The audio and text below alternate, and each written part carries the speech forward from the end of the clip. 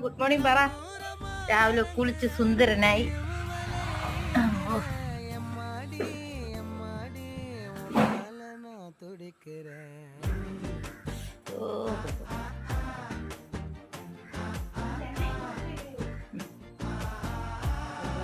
അറിയട വെയിൽ കൊണ്ടത് പോരെ. എല്ലാം കുഴപ്പമില്ല. ഉണങ്ങി വാ, എണീറ്റ് വാ. മതി കൊണ്ടത് വെയിലൊക്കെ. പിന്നെ വിട്ടിട്ട് പോകാൻ പറ്റൂലല്ലോ.